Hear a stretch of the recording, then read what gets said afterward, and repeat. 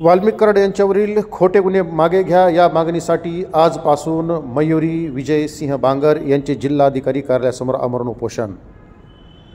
नमस्कार, आपण पाहत आहात एक्सक्लुझिव्ह न्यूज 24। मी Balaji जगतकर, news bureau chief, Beed येथून थेट लाईव्ह।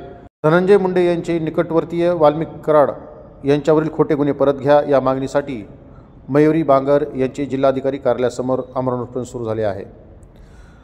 वाल्मिक कराड यांच्यावरील खोटे गुन्हे परत घ्या, खंडणीचा गुन्हा परत घ्या यासह इतर मागण्यांसाठी त्या आजपासून जिल्हाधिकारी कार्यालयासमोर उपोषणाला बसले आहेत। वाल्मिक कराड यांना खोट्या गुन्ह्यात गुंतवून त्यांच्यावर राजकीय सूडबुद्धीतून ही कारवाई होत आहे असाही आरोप त्यांनी यावेळी केला। ऐकूयात त्यांची प्रतिक्रिया, नेमकं काय म्हणाल्या त्या।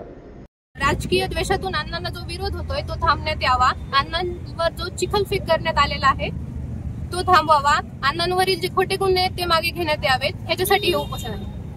त्याची सविस्तर चर्चा सुरू आहे, त्याच्यावर कारवाई केली जाईल जर ते खरं असेल तर। ते सगळं पाहत आहेत आपले पोलीस प्रशासन, ते सगळं बघून घेतील। मुख्यमंत्र्यांनी मोका लावायचं घोषित केले, त्याच्याकडे कसं मी म्हणते ते जे आहे सगळं पोलीस प्रशासन बघून घेतील। जर ते आरोपी असतील तर तुम्ही करा ना, तुमच्याकडे काही पुरावा आहे का? तुम्ही विदाऊट पुराव्याशिवाय हे सगळं कसं काय बोलू शकता? अण्णावर कसं काय चिखलफेक करू शकता तुम्ही? खरा हाच चेहरा आहे का अण्णांचा? हाच खरा चेहरा नाही अण्णांचा। अण्णांना खूप समाजकार्य केलेलं आहे, खूप भगिनींचं कल्याण केलंय। माझ्यासारख्या खूप साऱ्या भगिनी अण्णांसाठी आवाज उठवू इच्छिते, त्यांचं नेतृत्व करते मी।